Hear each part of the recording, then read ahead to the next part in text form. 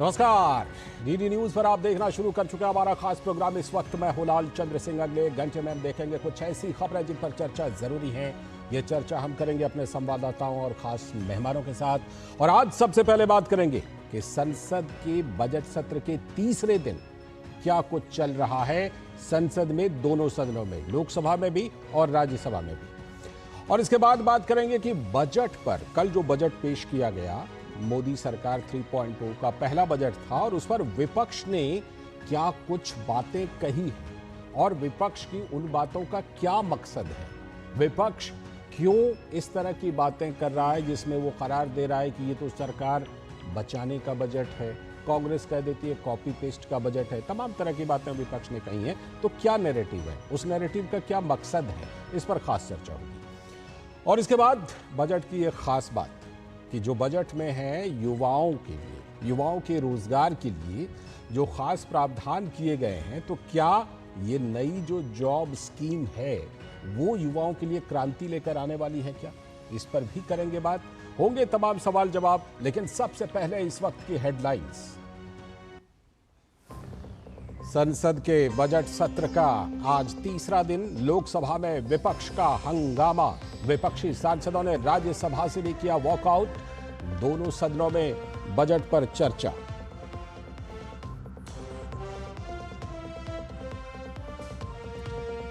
जम्मू कश्मीर के कुपवाड़ा में मुठभेड़ में एक आतंकी ढेर, सेना का एक जवान भी घायल। सेना ने की इलाके की घेराबंदी, ऑपरेशन जारी। किसान आंदोलन से जुड़े मामले में शंभू बॉर्डर खुलेगा या नहीं, आज सुप्रीम कोर्ट में इसका होगा फैसला। हरियाणा सरकार ने दी है पंजाब और हरियाणा हाईकोर्ट के आदेश को चुनौती।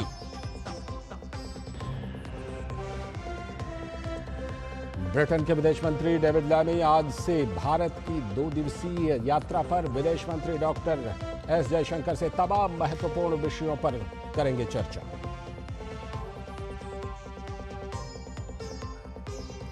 और दिल्ली एनसीआर में हुई झमाझम बारिश। मौसम विभाग ने अगले 2 दिन गुजरात, गोवा और महाराष्ट्र में तेज बारिश का जताया अनुमान। ये थे इस वक्त तक की हेडलाइंस। अब देखते हैं खबरों को विस्तार से। और सबसे पहले बात करेंगे बजट सत्र के तीसरे दिन क्या कुछ संसद के दोनों सदनों में हो रहा है।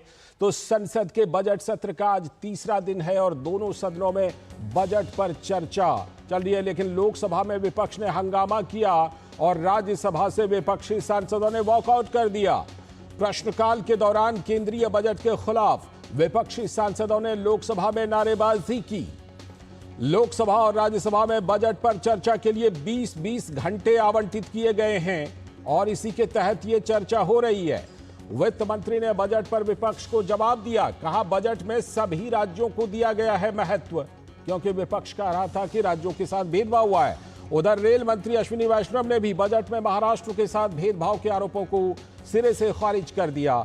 तो लोकसभा में अश्विनी वैष्णव ने पिछले 10 सालों में महाराष्ट्र में विकास की गति में आई तेजी का खास तौर पर जिक्र किया। तो बजट सत्र के तीसरे दिन ये बजट पर चर्चा दोनों सदनों में, लेकिन विपक्ष हंगामा कर रहा है और विपक्षी सांसदों ने राज्यसभा से तो वॉकआउट भी कर दिया है। तो कांग्रेस के राष्ट्रीय अध्यक्ष मल्लिकार्जुन खड़गे का कहना है कि बजट में सरकार ने किसी को कुछ नहीं दिया है। ये जस्ट टू सेटिस्फाई उन्होंने किया, लेकिन उससे कोई फायदा होने वाला है? सड़क भैया रास्ता क्यों अरे सबको कुछ नहीं दिया है।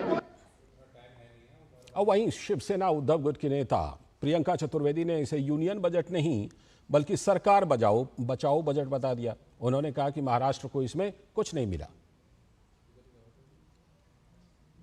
महाराष्ट्र में पिछले 10 साल से, जैसे मैंने कल कहा था, प्रधानमंत्री सरकार बचाओ योजना कल घोषित की है। यूनियन बजट नहीं था वो। वैसे ही प्रधानमंत्री महाराष्ट्र विरोधी योजना कल बजट में दिखाई दी। जब महाराष्ट्र 10 साल से, जब से भारतीय जनता पार्टी आई है, महाराष्ट्र को कुछ नहीं मिला है। तो विपक्ष के तमाम आरोपों पर केंद्रीय वित्त मंत्री निर्मला सीतारमण ने राज्यसभा में क्या कुछ जवाब दिया, आइए सुनते हैं। Did Maharashtra get ignored because I did not mention the name of Maharashtra? 76,000 crores have been announced for that project. If the speech does not mention the name of a particular state, does it mean that the schemes of the Government of India, the programs of Government of India, the externally aided assistance which we obtain from the World Bank and ADB and AIB and so on, institutions such as that, don't go to these states? They go as per a routine. And actually the expenditure statement of the government, the department-wise allocation of the government, clearly item-wise mentions all this. This is a deliberate attempt, and I'm saying this with responsibility. This is a deliberate attempt of the opposition parties led by the Congress party to give an impression to the people, oh, nothing has been given to our states, it's only been given to 2 states. I would challenge the Congress party for all the budget speeches that they've delivered, that in each of the budget speeches, have they named every state of this country? This is an outrageous allegation. This is an outrageous allegation, and now that they have come here, now that the TMC has come here, I would like to say, now that there's a member trying to disrupt me, I would like to say, sir, even the schemes which have been given to Bengal. और संसद के दोनों सदनों में क्या कुछ चल रहा है और विपक्ष जो है वो किस बात पर वॉकआउट कर रहा है। दूसरी तरफ वित्त मंत्री इस तरह की चुनौती दे रही हैं विपक्ष को। क्या कुछ संसद के दोनों सदनों में चल रहा है, सीधे जुड़ते हैं अपने संवाददाता नीरज सिंह से जो हमारे साथ संसद भवन से जुड़ चुके हैं। नीरज, सबसे पहले ये बताइए इस समय क्या अपडेट है दोनों सदनों के, लोकसभा में क्या कुछ चल रहा है और राज्यसभा में इस समय क्या कुछ चल रहा है, क्या कार्यवाही चल रही है और बजट पर इस समय चर्चा चल रही है क्या? देखिए लालचंद, दोनों ही सदनों में बजट पर चर्चा चल रही है। 20-20 घंटे का जो समय है वो अलॉट किया गया है और दोनों ही सदनों में सुचारू रूप से, चाहे हम लोकसभा की बात करें, राज्यसभा की बात करें, तमाम जो सदस्य हैं भारतीय जनता पार्टी के, समाजवादी पार्टी के, अपना अपना जो पक्ष है बजट को लेकर रख रहे हैं। सुबह जरूर हंगामा हुआ था राज्यसभा से, जिस तरीके से विपक्ष के द्वारा वॉकआउट किया गया था, लोकसभा में जिस तरह से हंगामा विपक्ष के द्वारा कहा गया और ये बार बार कहा गया कि बिहार और आंध्रा को छोड़कर देश के किसी भी हिस्से को कुछ भी नहीं मिला है इस बजट से, और उसका सिलसिलेवार तरीके से वित्त मंत्री ने जवाब भी दिया और ये कहा भी कि किस तरीके से आप देखें कि महाराष्ट्र के अंदर कई हजार करोड़ की जो परियोजनाएं हैं उसकी शुरुआत हुई थी, कई परियोजनाएं संपन्न भी हुई थी, लेकिन उनका जो जिक्र है वो पिछले बजट में नहीं था, लेकिन उसके बाद भी उन परियोजनाओं का पूरा किया गया सरकार के द्वारा। दूसरा उनका ये कहना था कि हर राज्य का जो नाम लेना है वो संभव नहीं है। इससे पहले भी आप देखें कि कांग्रेस के समय भी जो बजट पेश किए गए थे वो तमाम जो राज्य उनके नाम नहीं लिए जाते थे, लेकिन जो बजट है वो समूचे देश के लिए पेश किया जाता था। और इसका सबसे बेहतरीन उदाहरण है, आप देखें पश्चिम बंगाल में। पश्चिम बंगाल में मैं खुद था, प्रधानमंत्री ने चुनाव से पहले भी कई हजार करोड़ की जो परियोजनाएं हैं उनकी सौगात पश्चिम बंगाल में दी थी। कई सारे रेलवे के प्रोजेक्ट हैं, मेट्रो के प्रोजेक्ट हैं, इसके अलावा रोड कनेक्टिविटी के कई सारे जो प्रोजेक्ट हैं उनकी शुरुआत और उनको जो लोकार्पण है वो प्रधानमंत्री नरेंद्र मोदी के द्वारा किया गया। तो ये तमाम आरोप विपक्ष के बिल्कुल निर्मूल हैं और ये कहना विपक्ष के द्वारा कि देश के किसी हिस्से के लिए और कुछ नहीं दिया गया, ये पूर्णतः गलत है। दूसरा, अगर आप देखें कि जिस तरीके से विपक्ष के द्वारा शुरुआत में ये कहा जा रहा था कि जो बिहार है उसके लिए जो स्पेशल पैकेज है या जो सहायता है वो केंद्र सरकार के द्वारा की जानी चाहिए थी और तमाम तरह की जो राजनीति है वो विपक्ष के द्वारा की जा रही थी बिहार को लेकर। लेकिन जब बजट में बिहार का जिक्र आया तो राजनीति विपक्ष के द्वारा फिर शुरू कर दी गई कि देश के दूसरे हिस्से को कुछ नहीं दिया गया, जबकि सत्यता यही है कि पूरे देश के लिए बजट में कुछ ना कुछ मौजूद है, चाहे किसान है, चाहे गृहिणी हो, जो छात्र हैं और जो रोजगार हैं, उन तमाम पहलुओं का जो जिक्र है और उन तमाम पहलुओं को सकारात्मक तरीके से विपक्ष में रखा गया ताकि आने वाले समय में भारत विकसित हो सके और तेजी से तरक्की कर सके। ठीक नीरज, विपक्ष के जो कुछ भी आरोप हैं उस पर हमने देखा कि राज्यसभा में निर्मला सीतारमण खुली चुनौती दे रही हैं, कह रही हैं कि भाई आपकी जो भी बातें हैं बजट की कुछ वो बातें आप ला करके रखिए जिसके आधार पर इस तरह के आरोप लगा रहे हैं। लेकिन विपक्ष के पास, जैसा कि हम जानते हैं कि सबके लिए समय आवंटित है, बजट पर जब चर्चा है तो सभी के लिए समय आवंटित है, सभी दलों के लिए, विपक्ष के भी सभी दलों के लिए आवंटित है, तो वो इस अवसर का इस्तेमाल वित्त मंत्री की चुनौती को स्वीकार करने के लिए क्यों नहीं करते? उनकी जो कुछ भी बातें हैं वो अपने समय में रख सकते हैं संसद के दोनों सदनों के अंदर, लेकिन वो तो वॉकआउट कर रहे हैं, हंगामा कर रहे हैं। इसके पीछे क्या रणनीति है? देखिए, बिल्कुल इसके पीछे रणनीति साफ है कि अपनी बात कहनी है और दूसरे की बात नहीं सुननी है। आप आरोप लगा सकते हैं, लेकिन जब सत्ता पक्ष के द्वारा उन आरोपों के जवाब दिए जाते हैं तो आप उन जवाबों का सुनने को तैयार नहीं रहते। और इसका सबसे अच्छा उदाहरण है, आप देखें कि बजट को लेकर कांग्रेस पार्टी ने जो रणनीति बनाई थी, जो स्ट्रेटजी बनाई थी, उसमें समाजवादी पार्टी और टीएमसी के लोग शामिल नहीं थे। आप देखें, अभी भी लोकसभा में समाजवादी पार्टी के लोग बजट में जो चर्चा हो रही है उसमें हिस्सा ले रहे हैं। तो ये एक कह सकते हैं कि सवाल पूछना और सवाल पूछ के भाग जाना, इस तरह की रणनीति है। और ये हमने पिछली बार भी जब संसद सत्र चल रहा था उस समय भी देखा था, जब सरकार की तरफ से बार बार ये कहा जाता था कि वो तमाम सवालों के जवाब देने को तैयार है, तमाम चर्चा में भाग लेने को तैयार है, जो सवाल विपक्ष पूछना चाहता है उसका जवाब देने को तैयार है, लेकिन सवाल विपक्ष पूछकर और उसका जवाब सुने बिना भाग जाता है। वही रणनीति कांग्रेस पार्टी इस बार भी अपना रही है, लेकिन देश की जनता देख रही है और देश की जनता के साथ साथ उनके साथ खड़े हुए तमाम राजनीतिक दल, चाहे टीएमसी की बात करें, समाजवादी पार्टी की बात करें, वो भी देख रहे हैं और बजट में हिस्सा ले रहे हैं। वो समझ रहे हैं कि बजट कितना महत्वपूर्ण है और अगर वो अपनी बात रखेंगे तो जनता के हित की बात कर पाएंगे, देश के हित की बात कर पाएंगे। सिर्फ विरोध करेंगे तो निश्चित तौर पर बजट के विरोध के साथ साथ आप देश के विकास का भी विरोध करेंगे। यही कारण है कि टीएमसी और एसपी दोनों ने ही कांग्रेस पार्टी की जो बजट को लेकर स्ट्रेटजी बनाई थी उसमें भाग लेने से इनकार कर दिया और अब दोनों ही दल चाहे लोकसभा में या राज्यसभा में बजट पर चर्चा में भाग ले रहे हैं। तो कहीं ना कहीं आप ये बता रहे हैं कि बजट पर जो विपक्ष का एक संयुक्त नजरिया होना चाहिए, एक संयुक्त रणनीति होनी चाहिए संसद के अंदर कम से कम, वो भी उसमें भी कमी दिखाई पड़ रही है नीरज? बिल्कुल कमी दिखाई दे रही है, क्योंकि जिस तरीके से कांग्रेस पार्टी ने वॉकआउट किया था, जिस तरीके से लोकसभा में हंगामा करना शुरू किया और आप देखें कि उनके सवालों के जवाब जिस तरीके से वित्त मंत्री ने देना शुरू किया, उसके बाद भी वो हंगामा करते रहे कि देश के किसी हिस्से को कुछ नहीं मिला, ये बिल्कुल गलत है। और वित्त मंत्री ने सिलसिलेवार तरीके से बताया कि देश के विकास के लिए बजट है, देश के तमाम राज्यों की सहभागिता इस बजट में है।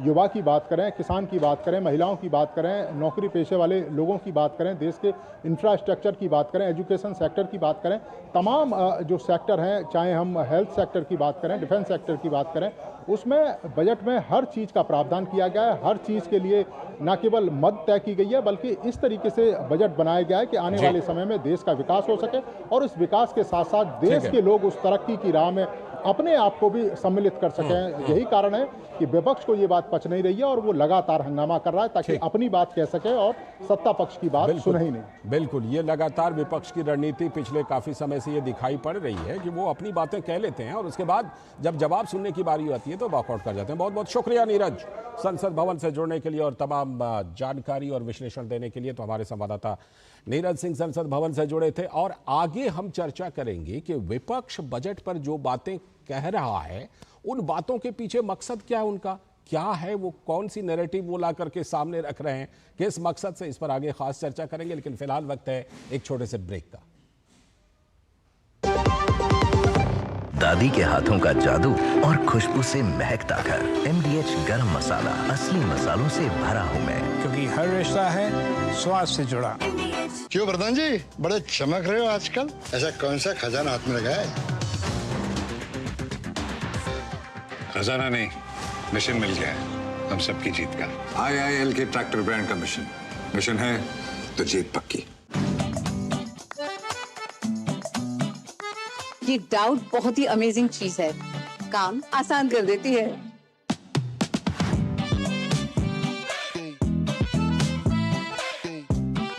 अब जिस पे भी डाउट है वो तो ऑटोमेटिकली आउट है। लेकिन मुथूट फाइनेंस से गोल्ड लोन लेते हुए कोई डाउट नहीं है, क्योंकि यहाँ है पूरी ट्रांसपेरेंसी, 100% भरोसा और सुरक्षा। तभी तो मुथूट फाइनेंस है भरोसा इंडिया का। मुथूट फाइनेंस, इंडिया का number 1 most trusted financial services brand. तो गोल्ड लोन लेने के लिए कॉल करें 1-800-313-1212। बढ़िया है, प्राकृतिक हल्दी, मिर्ची, धनिया नहीं, मिर्ची, धनिया, हल्दी, MDH।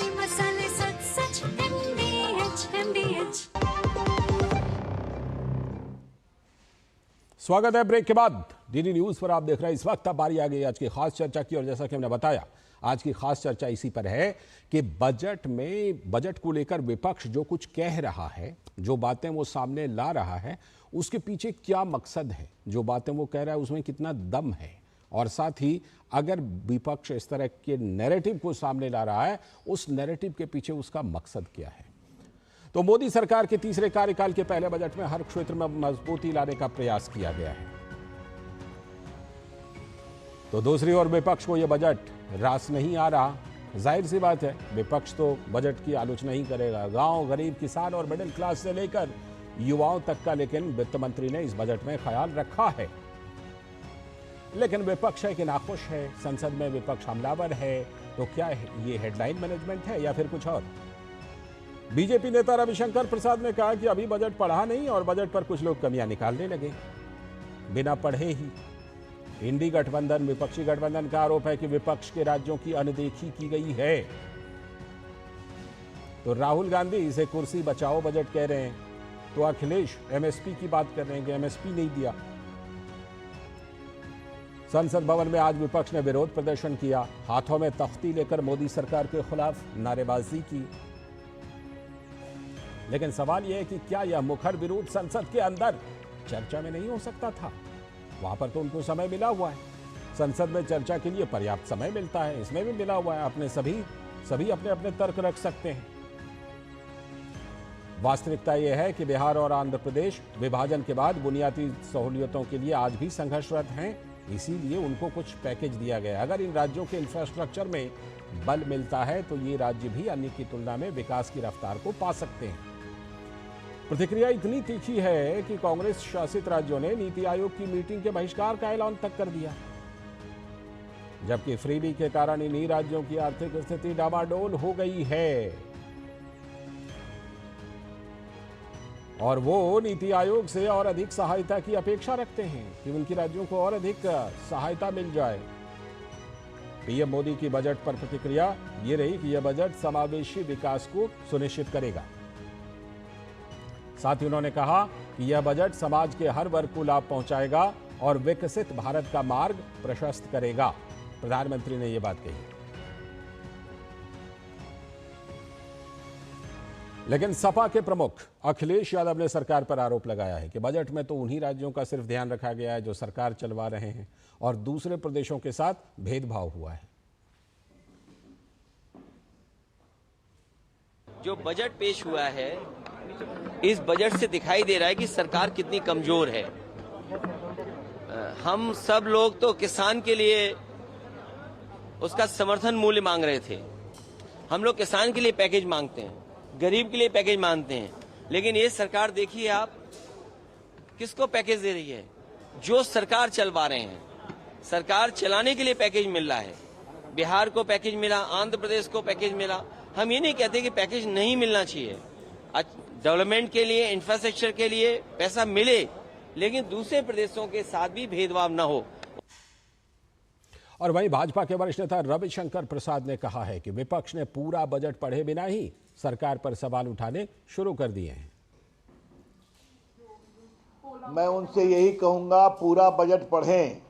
ये पूरा बजट देश के विकास का बजट है, किसानों के लिए है, रोजगार के नए अवसर बनाता है, मैन्युफैक्चरिंग को बढ़ाता है, महिलाओं की चिंता की गई है। 9 उसके मेजर पॉइंट्स हैं। एजुकेशनल लोन को बढ़ाया गया है, मुद्रा लोन को बढ़ाया गया है, इंफ्रास्ट्रक्चर पर हाईएस्ट एक्सपेंडिचर हो रहा है, कैपेक्स बढ़ाया गया है। तो ये देश के लिए है कि नहीं है? अब वो समझेंगे तो, नहीं समझेंगे तो हम क्या करेंगे। तो वहीं संसदीय कार्य मंत्री किरेन रिजिजू का कहना है कि यह बजट शानदार है। बजट बहुत शानदार है और सबने स्वागत किया है, लेकिन अपोजिशन पार्टी ने मिसलीड करने का कोशिश किया है और कहते कि ये सिर्फ 2 राज्य के लिए बजट है। मान लो कि जो 11,11,111 करोड़ इंफ्रास्ट्रक्चर बनाने के लिए जो कैपिटल एक्सपेंडिचर का एलोकेशन हुआ है, क्या वो 1-2 राज्य के लिए, पूरा देश के लिए होता है? तो आपने दोनों तरफ की प्रतिक्रिया देख ली। विपक्ष की जो आलोचना है उसे भी आपने सुना और सत्ता पक्ष जो कह रहा है वो भी आपने सुना। हालांकि एक बात ये भी है कि आप बजट के पूरे इतिहास को देख लीजिए किसी भी बजट में विपक्ष आपको सरकार के बजट की तारीफ करता हुआ नहीं मिलेगा, लेकिन इस बार जो बातें विपक्ष कह रहा है वो कुछ मायनों में खास है। इसी पर आज की खास चर्चा करेंगे। हमारे साथ हमारे सलाहकार संपादक विनोद मिश्र जी स्टूडियो से जुड़े हुए हैं और साथ में हमारे साथ अनिला सिंह जी, भारतीय जनता पार्टी की प्रवक्ता। बहुत बहुत स्वागत अनिला जी आपका। और सारिका सिंह जी भी हैं हमारे साथ, कांग्रेस की प्रवक्ता। बहुत बहुत स्वागत सारिका सिंह जी आपका भी इस चर्चा में। मैं चर्चा को आगे बढ़ाता हूं विनोद जी के जरिए। विनोद जी, वैसे जो बात मैं कह रहा था अभी कि देखिए ये बात तो बिल्कुल साफ है कि जब भी बजट पेश होता है सरकार कहती है कि बहुत अच्छा बजट है, जाहिर सी बात है स्वागत योग्य है, लेकिन सरकार के विरोधी बजट की आलोचना करते ही हैं। लेकिन इस बार कुछ नई बातें हैं, कुछ नई बातें कही गई हैं कि सरकार बचाओ बजट है, कुछ नई बातें कही गई हैं कि विपक्ष के राज्यों के साथ भेदभाव है, कुछ नई बातें कही गई हैं कि हमारे से कुछ कॉपी पेस्ट कर लिया। ये जो कही जा रही है ये बातें, इसका क्या मकसद?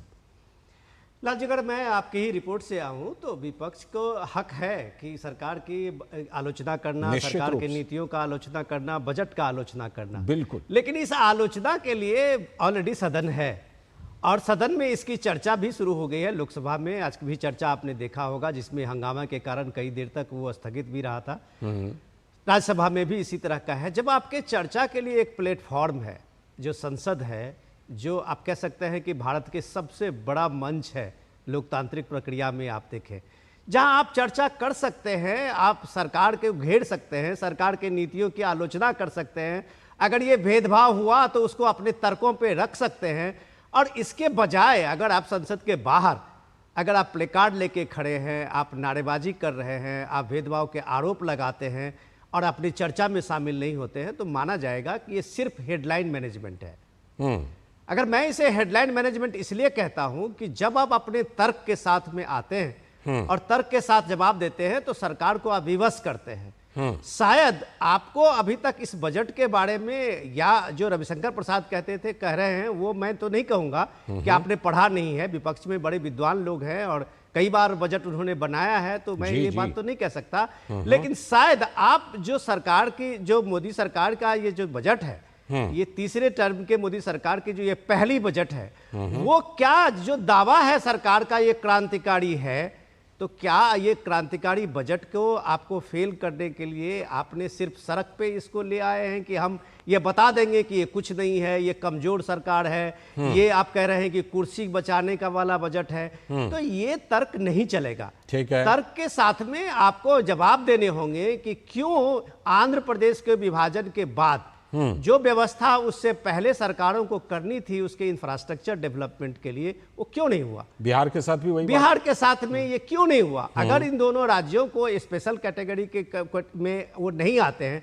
नीति आयोग की जो रिपोर्ट है उसके हिसाब से, तो क्या उनका इंफ्रास्ट्रक्चर एक डिवीजन के बाद जो उनका क्लेम रहा है वर्षों से, अगर उस मामले में उनका इंफ्रास्ट्रक्चर डेवलपमेंट होता है तो क्या ये देश के लिए नहीं है? बिल्कुल। अगर ये देश के लिए है, देश का एक राज्य, एक हिस्सा अगर सशक्त होता है, मजबूत होता है, तो सारी बात है कि उसका जीडीपी पूरे देश पे डिपेंड करता है। और आप ये तर्क लेके बैठ गए हैं कि चूंकि वो एनडीए के सहयोगी हैं इसलिए उनको ये मिला है, तो फिर आपके तर्क का जवाब शायद निर्मला सीतारमण ने बेहतर तरीके से दिया है कि 48 लाख करोड़ का ये बजट है और ये 48 लाख करोड़ के बजट में अगर आप ढूंढेंगे तो हर स्टेट के लिए बहुत कुछ है, लेकिन एक बार बजट पढ़ना तो जरूर पड़ेगा। बिल्कुल। सारिका सिंह जी, यही सवाल कि देखिए, एक तो सबसे पहले बजट को लेकर आपकी क्या आपत्ति है? क्या बिहार और आंध्र प्रदेश को, जिनको आप जानते हैं कि यूपीए सरकार के दौरान भी ये बात हुई थी कि भाई स्पेशल कैटेगरी का स्टेटस नहीं दिया जा सकता, उनको अगर विभाजन के बाद जो आंध्र प्रदेश है, बिहार जो बचा हुआ है, उनको अगर इस बजट में कुछ राशि दी गई है तो क्या नहीं दिया जाना चाहिए था आपके हिसाब से? देखिए लालचंद्र जी, बिल्कुल बजट को लेकर के जो बिहार को और आंध्र प्रदेश को जो दिया गया है, निश्चित रूप से हम उसका बिल्कुल विरोध नहीं करते हैं। वो इस देश के राज्य हैं, हम पूरे देश की इंटीग्रिटी के ऊपर हमें बहुत गर्व है और हम इस चीज का सम्मान करते हैं। ठीक है। पर आप एक टेक्निकल बात को समझिए ना कि सिर्फ बिहार और आंध्र प्रदेश का नाम लेकर के और उनको विशेष रूप से इस तरीके की चीजें, जब ये कह रहे हैं, निर्मला सीतारमण जी ने ये कहा कि किसी स्टेट का नाम लिया जाना कोई जरूरी नहीं है। तो फिर मैं ये पूछना चाहती हूँ कि जो 2 स्टेट जिनके बैसाखियों के सहारे आज ये सरकार चल रही है, तो वो विशेष रूप से अगर वो 2 नाम आएंगे तो ये जनता मूर्ख थोड़ा ही है, सबको समझ आ रहा है ना। आप विशेष तौर से उन 2 स्टेट्स का यहाँ पर उल्लेख कर रहे हैं, उनको आप हजारों करोड़ रुपए का अलग से दे रहे हैं। तो अभी हिंदुस्तान के अंदर और भी बहुत सारे, देखिए आप उड़ीसा की स्थिति देख लीजिए, आप पश्चिम बंगाल की भी स्थिति देख लीजिए, और भी बहुत सारे ऐसे स्टेट हैं जिनको बहुत विशेष रूप से अभी भी उनके ऊपर काम किए जाने की, उनकी तरफ देखे जाने की बहुत अधिक आवश्यकता है। दूसरी बात जो हम बजट की करते हैं, देखिए विरोध करना हमारा उद्देश्य नहीं है। विपक्ष का उद्देश्य, और खासकर कांग्रेस पार्टी का उद्देश्य, हमेशा से सिर्फ और सिर्फ इस देश के लोगों के मुद्दों को उठाना, उनके अधिकारों की रक्षा करना, ये हमारा उद्देश्य रहा है। आप आज के अगर इस बजट को आप विशेष रूप से देखें तो हम लंबे समय से इस देश के किसानों के लिए एमएसपी की गारंटी को एक कानूनी गारंटी बनाने की कांग्रेस पार्टी हमेशा से उसकी मांग करता रहा है। तो और जब सरकार इतने बड़े जो प्राइवेट सेक्टर्स हैं, इतने बड़े बड़े जो बिजनेस हाउसेस हैं, जब उनके लिए डायरेक्ट सरकार उनको फायदा देने के लिए प्रावधान बजट में कर सकती है, तो क्या इस देश का किसान जो अन्नदाता है, इस देश का खेती के लिए तो एग्रीकल्चर सेक्टर के लिए तो काफी ज्यादा आवंटन, अच्छा मतलब उसमें बढ़ोतरी भी हुई है। मुझे मैं लालचंद्र जी, मैं यही तो बात करना चाहती हूँ। इसका मतलब क्या है? आपका कोई ईगो क्लैशेस है क्या? आपका ईगो इशू है क्या कि जब आप सब कुछ दे सकते हैं तो एमएसपी की गारंटी कानूनी क्यों नहीं दे सकते आप किसान को? एमएसपी की कानूनी गारंटी कांग्रेस सरकार ने दी थी क्या? नहीं, मैं बता रही हूँ कांग्रेस सरकार, आप कौन सी बात है, 10 साल से तो हम सरकार में ही नहीं है ना। स्वामीनाथन रिपोर्ट कब आ गई थी सारिका जी? आप लालचंद्र जी, स्वामीनाथन आयोग की रिपोर्ट्स के ऊपर हमारी सरकारें काम करी, यूपीए 1 और यूपीए 2 के अंदर हमने काम किया, उसको लागू करने की दिशा में हमने प्रयास किया। आप देखिए, विषय जैसा आपने कहा, आपकी चर्चा का विषय ये है कि इस देश में कंस्ट्रक्टिव बात होनी चाहिए। तो हमने क्या किया या उसने क्या किया, ये चर्चा इस बात की नहीं है। चर्चा इस देश की होनी चाहिए, चर्चा इस देश के लोगों के कानून, उन लोगों के फायदे की होनी चाहिए। ठीक, मैं लौटता हूं। दूसरी बात जी, मैं लौटता हूं आपके पास और आपकी बातें जरूर लूंगा, लेकिन अनिला सिंह जी को चर्चा में शामिल करता हूं। अनिला सिंह जी, जो विपक्ष की बातें हैं, हम जानते हैं कि विपक्ष कभी बजट का स्वागत तो करता नहीं, ये बात तो देखिए प्रैक्टिकल बात मैं बोल रहा हूं, और जितने सालों से हम बजट देख रहे हैं तो विपक्ष कहता है नहीं, इस बजट में कुछ नहीं है। लेकिन सवाल ये कि अगर विपक्ष अपनी बातों को रख रहा है तो इस बार नई बात क्या है, और कहां पर सबसे ज्यादा सत्ता पक्ष को आपत्ति है विपक्ष की बातों से? मेरी सबको राम राम। राम राम। और देखिए, विपक्ष तो निरंतर हम 10 वर्ष से देख ही रहे हैं कि कोई मुद्दा हो या ना हो, उनको हल्ला करना ही है, उनको पार्लियामेंट चलने नहीं देना है, उनको सरकार के हर काम में अड़चन लगानी ही लगानी है। कुछ समझ में नहीं आता तो अब ये कह रहे हैं कि आप बिहार और आंध्र प्रदेश को क्यों पैसे दे रहे हैं, दोनों राज्यों को पैसे मत दीजिए। साहब, सरकार कोई आपसे पूछ के चलाएंगे? जो सरकार चला रहे हैं वो तय कर रहे हैं कहाँ किस राज्य को कितना देना। ऐसा तो है नहीं कि बाकी राज्यों को नहीं किसी प्रकार का जो सपोर्ट सिस्टम है वो केंद्र से मिल रहा है। सपोर्ट सिस्टम तो हर राज्य को मिल रहा है ना, हर तरीके से मिल रहा है। तो अगर बिहार और आंध्रा का नाम लेकर ये कह रहे हैं कि ये इन 2 राज्यों में क्यों पैसा दिया जा रहा है, तो मैं कहूंगी कि ये बहुत ही दुर्भाग्यपूर्ण व्यवहार है विपक्ष का, और इनको दोबारा से सोचना चाहिए कि इस प्रकार से अपना व्यवहार करेंगे तो बिहार और आंध्र के लोग भी देख रहे हैं कि आप उनकी भलाई में कितना आप उनके भागीदारी। दूसरी बात ये है कि मैं कहूंगी कि ये बहुत ही बैलेंस्ड बजट है, और खासतौर से मुझे अच्छा लगा कि किस प्रकार से जॉब क्रिएशन को लेकर दिमाग इसमें लगाया गया, और कैसे कैसे हम उसको बेहतर कर सकते हैं, कैसे हम एमएसएमई को स्ट्रॉन्ग कर सकते हैं, कैसे हम एग्रीकल्चर और रूरल इंफ्रास्ट्रक्चर को स्ट्रॉन्ग कर सकते हैं। मुझे लगता है कि हर वो कदम उठाए गए हैं जिससे कि एक हमारा, चाहे वो ग्रामीण इलाका हो और चाहे हमारा जो सर्विस सेक्टर है वो हो, और चाहे वो नौकरी पेशा लोगों सैलरीड सेक्टर है वो हो, सबको कहीं ना कहीं। कांग्रेस का ये भी आरोप है कि आपने कॉपी पेस्ट कुछ कर लिया उनके मैनिफेस्टो से। हाँ, कोई बात नहीं, अगर इनको लगता है और अगर वो हमारे देश की जनता की भलाई में है तो अगर ये कहते हैं कॉपी पेस्ट कर लिया तो कोई बात नहीं, कहने दीजिए, अच्छा ही है। मैं तो कहती हूँ इन्होंने भी देश की भलाई के लिए तो पॉइंट्स लिखे होंगे, और अगर आज वो बजट में इंक्लूड हो जा रहे हैं तो इनको तो खुश होना चाहिए, आरोप क्यों लगा? खुश होना चाहिए। विनोद जी, विपक्ष जो बातें कह रहा है, दो तीन चीज़ें जो कि हमने बात कही कि भाई एक तो सरकार बचाने का बजट, दूसरा सारिका सिंह जी ने एमएसपी वाली बात उठाई जो कि अखिलेश यादव ने भी उठाई थी। मैं उन सभी पर बात करूंगा, लेकिन उससे पहले ज़रा सुन लेते हैं कि प्रधानमंत्री नरेंद्र मोदी ने बजट का स्वागत करते हुए क्या कुछ कौन सी बातें खास तौर पर कही हैं, वो हम आपको सुनवाते हैं, उसके बाद फिर उस पर चर्चा जारी रखेंगे।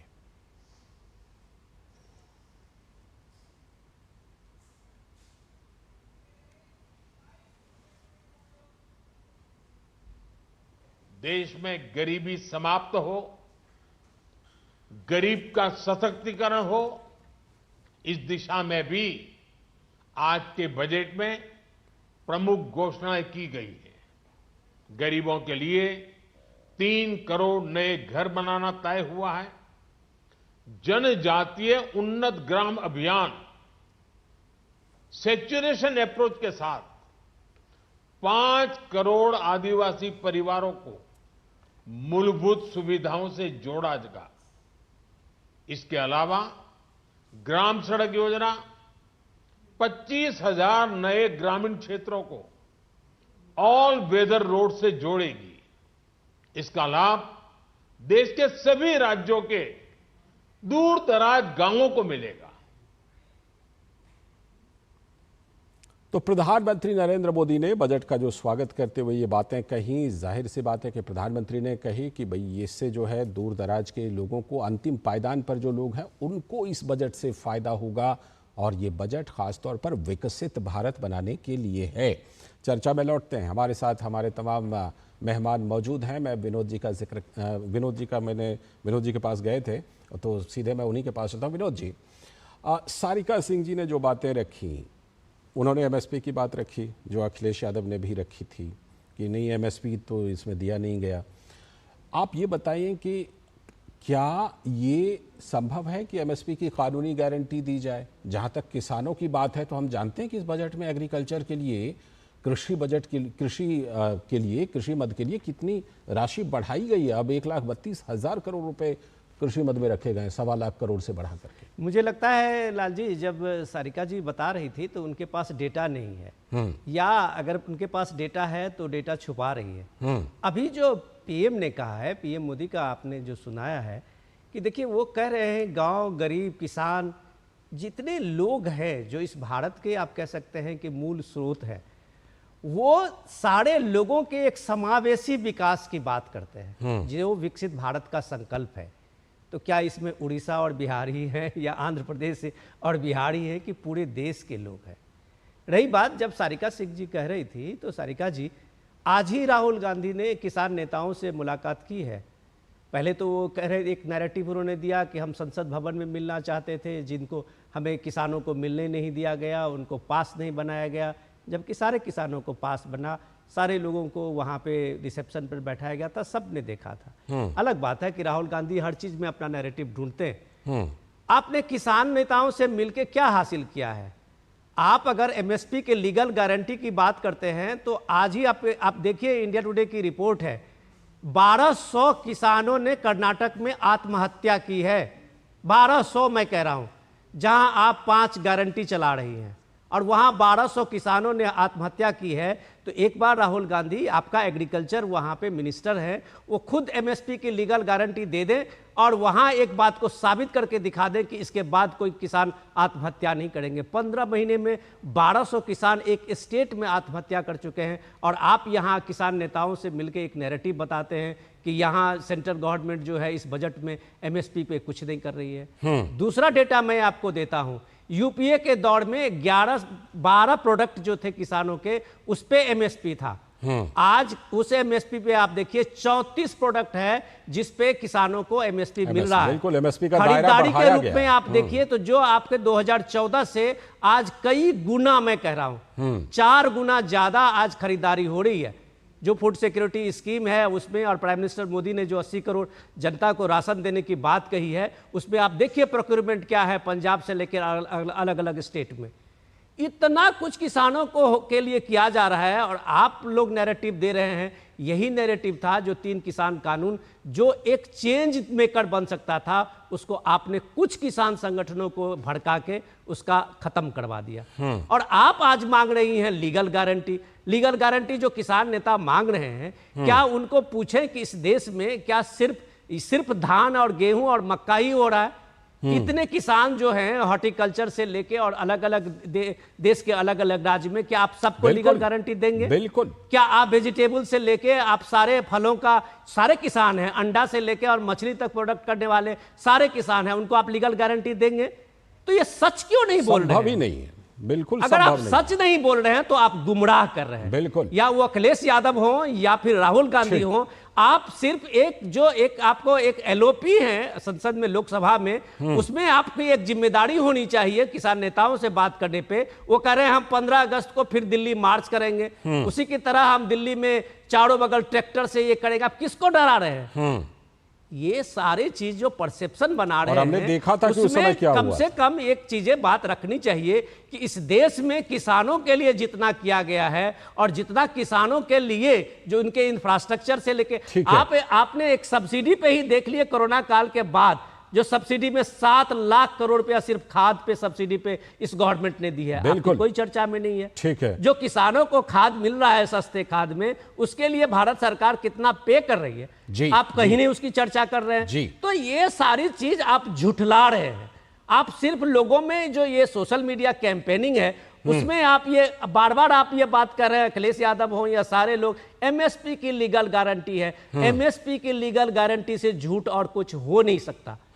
और आप ये बात सबके सामने में इस बात को रख रहे हैं जैसे लगता है कि यही एक अल्टरनेट हो। इस देश में ऐसे किसान जो गांव में हैं, गरीब हैं, जो अपने प्रोडक्ट को बेचते हैं लोकल बाजार में, वो भी किसानी करके रोजी रोटी करते हैं, उनको कृपया आप गुमराह न करें। बिल्कुल, 90% से ज्यादा किसान वैसे ही हैं। और बात आपने बिल्कुल सही कही कि क्या एक दो चार फसल जो है वही फसल होती है। मुझे लगता है कि अगर फसलों की लिस्ट बनाई जाए तो सैकड़ों फसल ऐसे हैं जिनकी खेती हमारे किसान करते हैं। सारिका सिंह जी, आप बताइए कि जो ये बातें हैं, एक तो सबसे पहले देखिए कि कृषि क्षेत्र के लिए 1.25 लाख करोड़ कहाँ कितना होता था यूपीए के समय में बजट कृषि क्षेत्र का, अभी 1,32,000 करोड़, यानी इस बार भी करीब करीब 7-7.5 करोड़ बढ़ाया गया है। सारिका सिंह जी। लालचंद्र जी, मैं विजय जी की बातों को सुन रही थी। जिस तरीके से ये किसानों के बारे में जो बजट में प्रावधान किए गए हैं और जो चीजें उनकी जायज मांगे हैं उनको नकार रहे हैं, और जिस भाषा में ये किसानों की बात कर रहे हैं वो मतलब ऐसे लग रहा है जैसे वो इस देश के कोई नागरिक नहीं है, बल्कि वो कुछ मांग रहे हैं और उनको खैरात में दिया जा रहा है।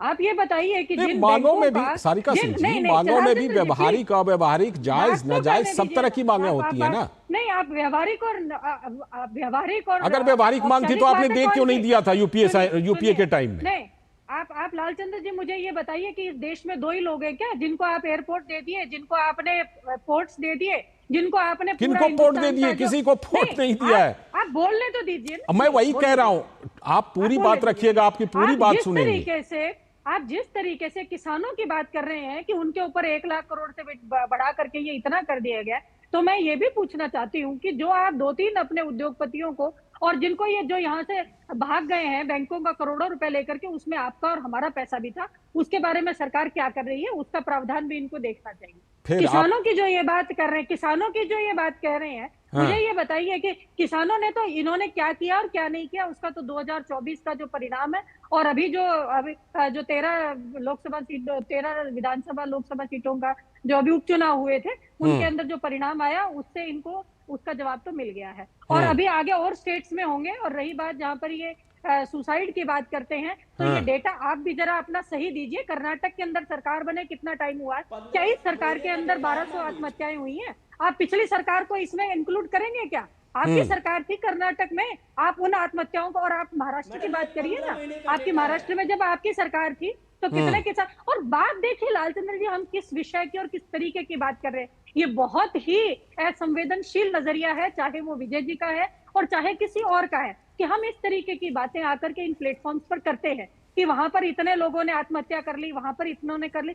अजी, अगर इस देश का एक किसान भी अगर सरकार की नाकामी या उससे किसी तरीके की उम्मीद लेकर के अगर वो आत्महत्या करता है तो वो आपके मेरे सरकार सबके लिए शर्म का विषय है। इसी की बात हम लोग कह रहे थे आज। तो अगर राहुल गांधी जी किसानों की बात उठा रहे हैं, महिलाओं की बात उठा रहे हैं, युवाओं की बात उठा रहे हैं, तो उसमें बुरा क्या है? नहीं, बुराई कुछ नहीं है, बुरा कुछ नहीं है। हर बात के अंदर सिर्फ और सिर्फ ये कह देना कि इनका नजरिया सिर्फ विरोध करने का है, विरोध करने का नहीं है। नहीं, विरोध करना विपक्ष का काम भी है, कीजिए, बिल्कुल कीजिए।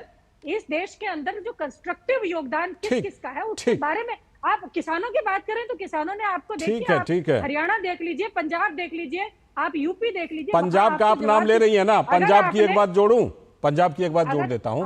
विधानसभा चुनाव से पहले आम आदमी पार्टी ने कहा केंद्र सरकार को छोड़िए, हम दे देंगे एमएसपी पंजाब में, और उसके बाद जब सरकार बन गई तो क्या कहा कि नहीं, ये एमएसपी को कानूनी गारंटी देने का काम तो सेंटर कर सकता है, हम नहीं कर सकते। तो इस तरह की भी बातें की जाती। हम ये कह रहे हैं कि रियलिस्टिक बातें होनी चाहिए, व्यवहारिक बातें होनी चाहिए। किसानों को गुमराह करने से क्या फायदा? सारिका सिंह जी, बिल्कुल लालचंद्र जी, मैं आपसे यही कह रही हूँ। जैसा मैं कह ही रही थी कि अगर किसी भी इस देश के, चाहे वो किसान, चाहे महिला है, चाहे युवा, हम सबकी जिम्मेदारी जो इन कैपेसिटीज में है, चाहे वो सरकार है चाहे विपक्ष है, हम सबको बैठ करके एक कंस्ट्रक्टिव डेवलपमेंट की बात, जिससे देश आगे बढ़ सके, देश के युवाओं को आगे बढ़ने का मौका मिले, महिलाओं को अपने जीवन शैली सुधारने का मौका मिले, ऐसी बात की जानी चाहिए। और यही बात राहुल गांधी जी ने पहले दिन पार्लियामेंट के अंदर ये बात उन्होंने कही थी। अब बात करते हैं, देखिए बजट की जो बात हम कर रहे हैं, बहुत लंबी चौड़ी मोटी मोटी बातें करने की जरूरत नहीं है। 2014 में जब सरकार में आए थे, आज ये कह रहे हैं कि हम 3 करोड़ नए घरों का प्रावधान कर रहे हैं। तो सबसे पहले तो जो डेटा पुराना है वो जनता के सामने रखना चाहिए कि आपने उस समय हर घर एक छत होने का वायदा किया था, आपने गैस सिलेंडर सस्ते होने की बात करी थी, आपने डीजल सस्ता होने की बात करी थी, वो डेटा सरकार गिनाती रहती है। नहीं तो तो आप और मुझे भी तो दिखना चाहिए। आप क्या डीजल काम में नहीं ले रहे हैं क्या? ठीक है, वो अनिला सिंह जी गिना देंगी। मिल रहा है क्या? आपको मिल रहा है क्या? ठीक है। आपके आस पड़ोस में जो गरीब हैं, क्या उनको मकान सरकार अनिला सिंह जी, ठीक है, सारिका सिंह जी, बातें तो की जानी चाहिए। लौटता हूं। अनिला सिंह जी, जो बातें आप देख लें कि विपक्ष को कहनी है, विपक्ष अपना नैरेटिव लेकर के आ रहा है, हम उसी पर चर्चा कर रहे थे कि विपक्ष नैरेटिव लेकर के आ रहा है।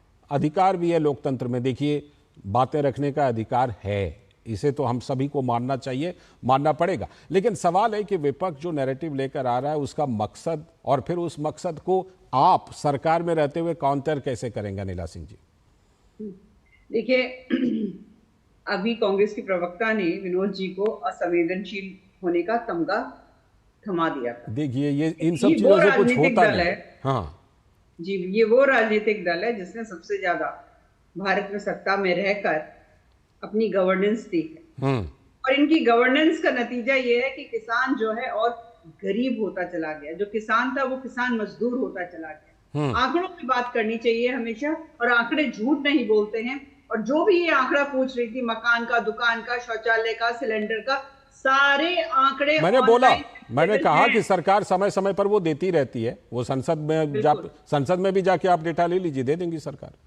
बिल्कुल, और सब कुछ ऑनलाइन अवेलेबल है।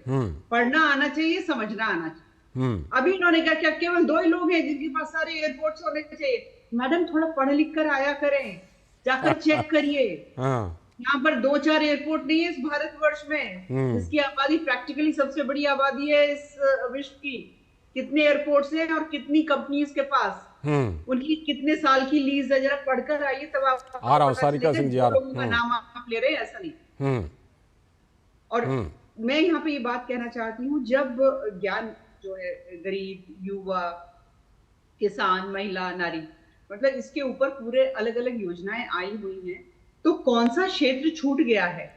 अगर मुद्रा योजना में 10 लाख की जगह 20 लाख अब लिमिट बढ़ा दी गई है, तो क्या शहर का और क्या गांव का कोई भी बच्चा काम करना चाहेगा तो उसको फायदा मिलेगा कि नहीं मिलेगा? योजना के अनुसार ऑर्गेनिक फार्मिंग के लिए एक यूथ सपोर्ट सिस्टम तैयार कर रही है सरकार, तो फायदा मिलेगा कि नहीं मिलेगा? तो यहाँ और जो राज्य, जहां पर 3 राज्य हैं जहां पे कांग्रेस इस वक्त सत्ता में है, आंकड़ों के साथ बता दीजिए किसानों के लिए आप लोगों ने क्या क्या किया है भाई, युवाओं के लिए क्या क्या किया है भाई। बात बनानी बहुत आसान होती है पार्लियामेंट पे। ठीक है सारिका सिंह जी का छोटा सा काउंटर ले लेता हूँ। सारिका सिंह जी बोलिए।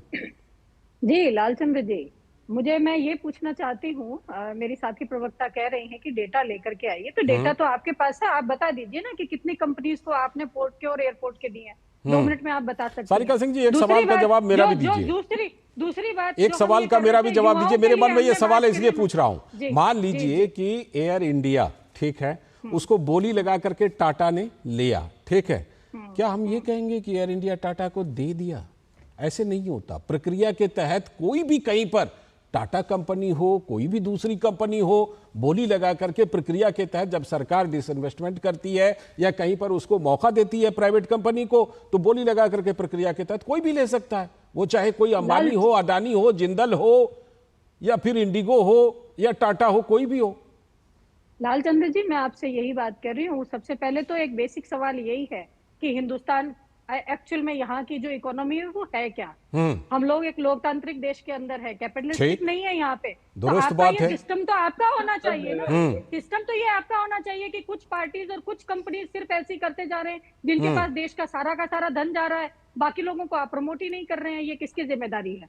ये सरकार की जिम्मेदारी बनती है ना कि वो किस तरीके का एक मैनेजमेंट अपने यहाँ लेकर के आ रहे हैं। दूसरी बात जो अभी मैडम कह रही थी कि महिलाओं के और युवाओं के लिए काम कर रहे हैं, मैं आपको याद दिलाना चाहती हूँ 2019 के अंदर एक स्किल इंडिया ये लेकर के आए थे, shining India, made in India. तो उसका जरा डेटा बता दीजिए कि स्किल इंडिया के अंदर आप इस बार स्किल डेवलपमेंट के लिए भी प्रावधान किया गया बजट में, और फंड की क्या परिस्थिति है वो आप बता दीजिए। मैं आपको लोकल ठीक है जिन लोगों ने, जिन इंस्टीट्यूशंस ने खोला था उनको फंड रिलीज ही नहीं किया जा रहा है। सारी चीजें आप एक लाइन जोड़ दीजिए।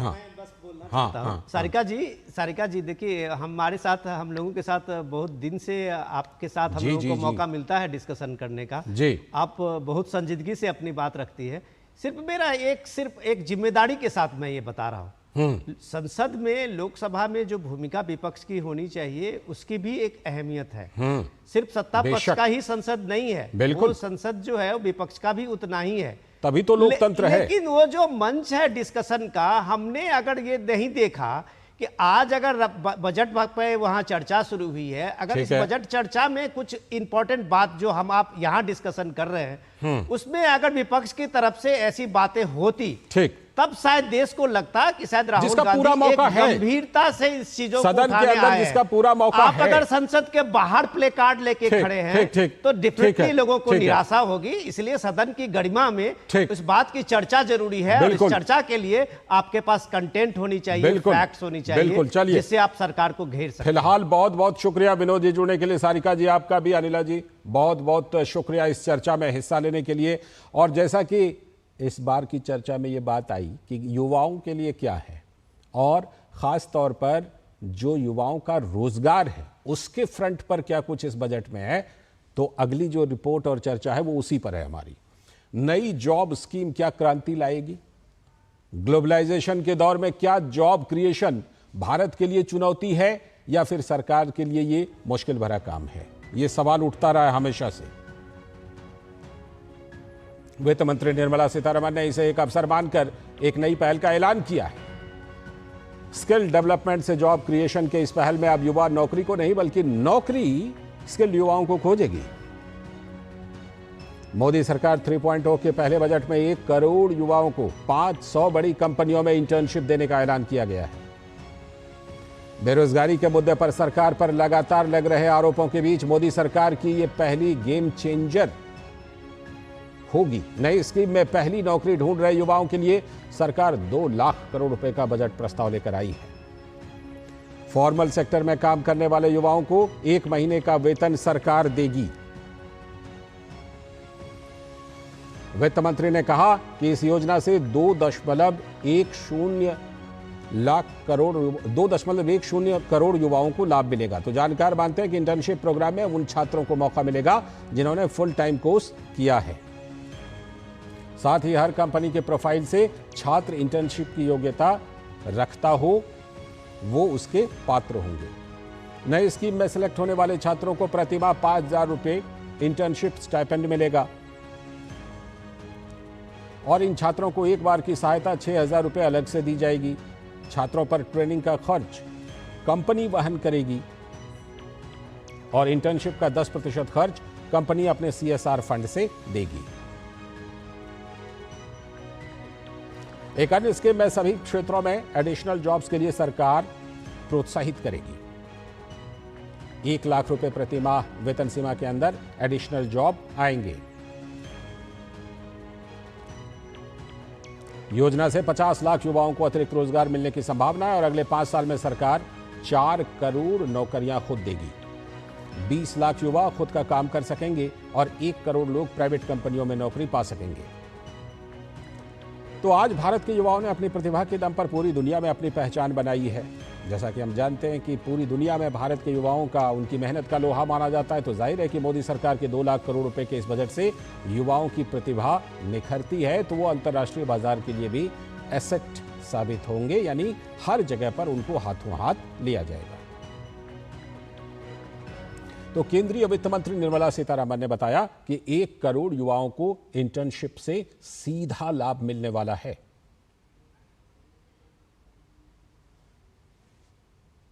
गर्व से कहना चाह रही हूँ 1 करोड़ युवा डायरेक्टली उस इंटर्नशिप से बेनिफिट करेंगे, क्योंकि टॉप 500 कंपनीज के साथ भारत सरकार बात करेगी और उनके CSR के द्वारा वो इसमें जोड़ सकते हैं कि अच्छा ट्रेनर्स भी रखें उनके कंपनी के द्वारा और कंपनी शॉप फ्लोर में इन लोगों को exposure they, hands on learning का इंटर्नशिप दें, 1 साल पूरे इंटर्नशिप दें और उसके बाद अगर ये बाहर आएंगे उनके CV में टॉप 500 कंपनी के एक कंपनी इनको इंटर्नशिप दिया तो इनका वैल्यू बढ़ेगी, जॉब में रेडीनेस बढ़ेगी एम्प्लॉयर को इनको रहने।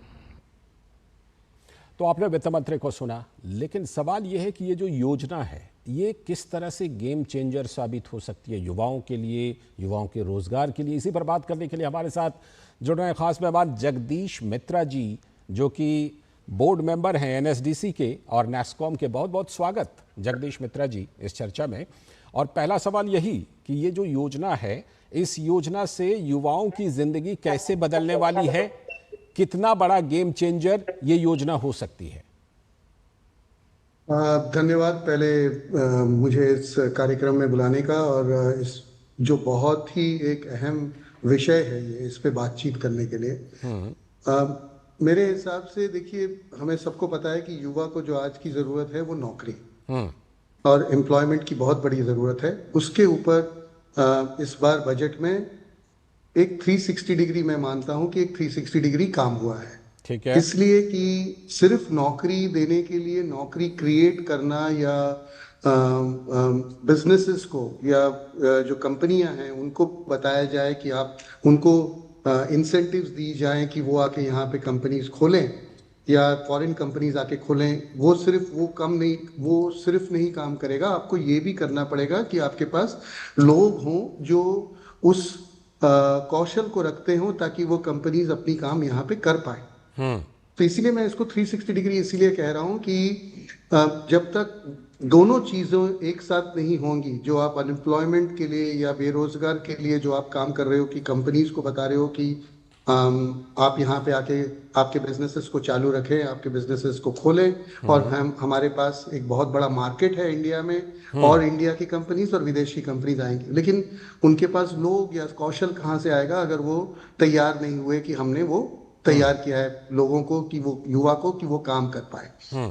तो इस बार जो वित्त मंत्री ने जो प्रावधान रखा है, तो ये करीब 2.1 crore people to be brought into this scheme and significant amount of incentives दिया गया है इसके ऊपर। जैसे आपने सुना वित्त मंत्री को बात करते हुए, ठीक है, कि जो उसके पहले जो रिपोर्ट निकली बजट के 1 दिन पहले, और वो हम लोगों को बिजनेस में, जैसे हम जो IT या जो भी कंपनीज में हमने काम करते हैं जी, हमको पता है कि जो कॉलेज ग्रेजुएट्स बाहर आते हैं, ठीक है, वो तैयार नहीं होते नौकरी के लिए, ठीक है, क्योंकि उनके पास वो कौशल नहीं होता।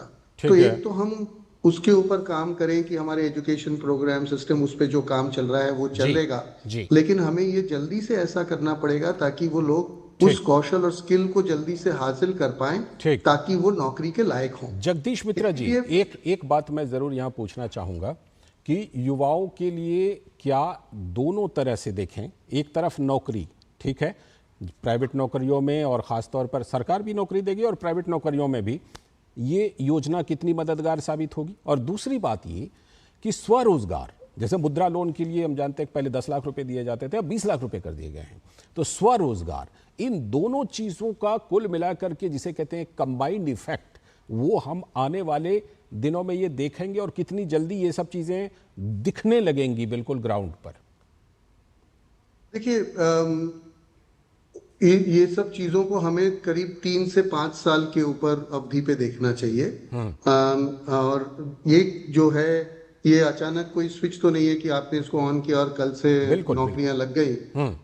वो कौशल जो है वो कायम करने के लिए टाइम लगता है। और एक अच्छी चीज ये है कि न सिर्फ मैं आईटी कंपनी, आईटी इंडस्ट्री से हूँ, तो वहां पे तो हमने बहुत देखा है कि किस तरह से भारत ने पूरे विश्व में अपना एक नाम बनाया है, अव्वल नंबर का नाम बनाया है, और हम उस पर काम करते आ रहे हैं। लेकिन आज की दुनिया में अभी हमको देखने को मिल रहा है कि हर इंडस्ट्री में इस तरह की साइकिल की चीजें और स्किल की जरूरत पड़ रही है। नॉट जस्ट भारत में, कि भारत के बाहर भी। Banking, health care, travel, tourism और मैन्युफैक्चरिंग, ये सब में स्किल्स की जरूरत पड़ी है। तो आपका जो प्रश्न था कि कब इसका हमको देखने को मिलेगा इसका फायदा, आई थिंक 2 से 3 साल में शुरू में हम लोगों को ये देखने मिलेगा, और over a period of the next 2-3 साल के अंदर ये हमको अच्छी तरीके से इसका फायदा मिलने लगेगा। बहुत बहुत शुक्रिया जुड़ने के लिए और इस खास चर्चा में हिस्सा लेने के लिए। तो ये बिल्कुल साफ है कि